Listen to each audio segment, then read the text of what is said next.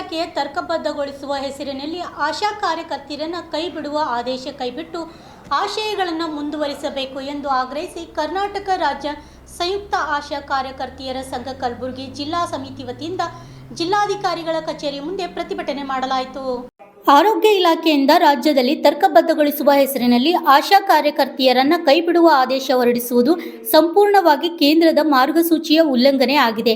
ಹಾಗೆ ಕೈಬಿಟ್ಟ ಆಶಯಗಳಿಗೆ ಹೊರಗುತ್ತಿಗೆ group D ನೌಕರಿಗೆ ಕೆಲಸ ನೀಡುವುದಾಗಿ ತಿಳಿಸಿ ಕೆಳಗಡೆ ನಿಯಮಾನುಸಾರ ನೇಮಕ್ಕೆ ಅಂತ ಹೇಳಿ ಬಹುತೇಕ ಆಶಯಗಳನ್ನು ಕೈಬಿಡುವ ಹುನ್ನಾರ ನಡೆದಿದೆ ಎಂದು ಆಕ್ರೋಶ ವ್ಯಕ್ತಪಡಿಸಿದರು.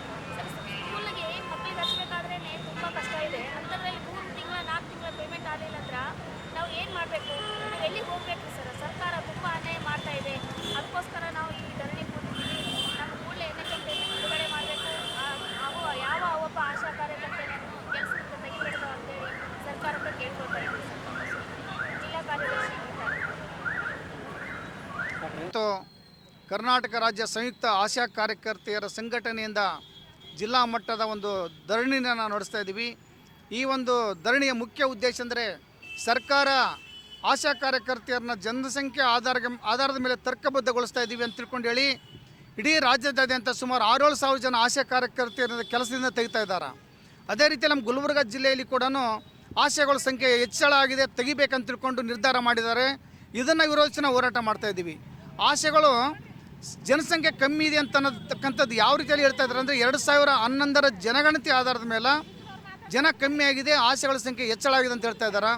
ಆದರೆ ಇವತ್ತು 2026ನೇ ಇಸ್ವಿಯಲ್ಲಿ ಜನಗಣತಿ ನಡೀತಾ ಇರೋದು ಈಗ ಇಡೀ ಹಳ್ಳಿಗಳಲ್ಲಿ ಆಶೆಗಳ ಜನಗಳ ಸಂಖ್ಯೆ ಹೆಚ್ಚಳ ಆಗಿದೆ. ಇನ್ನೂ ಆಶೆಗಳ ಸಂಖ್ಯೆ ಬೇಕು.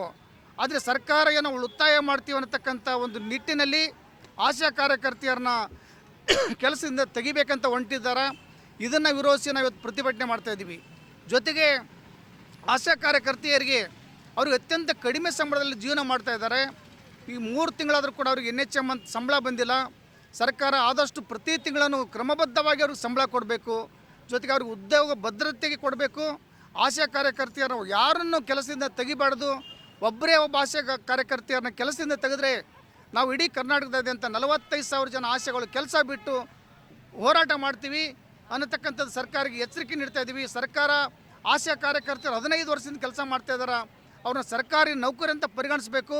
ಅವ್ರಿಗೆ ಎಲ್ಲ ರೀತಿಯ ಸೌಲಭ್ಯ ಕೊಡಬೇಕಂತ ತಿಳ್ಕೊಂಡು ಸರ್ಕಾರದಲ್ಲಿ ಮನವಿ ಮಾಡಿಕೊಂಡು ಇವತ್ತು ಪ್ರತಿಭಟನೆ ಧರಣಿನ ನಡೆಸ್ತಾ ಇದ್ದೀವಿ. ಇವತ್ತು ನಮಗೆ ಜಿಲ್ಲಾ ಪಂಚಾಯತಿ ಚೀಫ್ ಸೆಕ್ರೆಟರಿ ಅವರಾಗಿ DC ಅವರು DH ಅವರು ಇವರೆಲ್ಲರೂ ಬರಬೇಕು.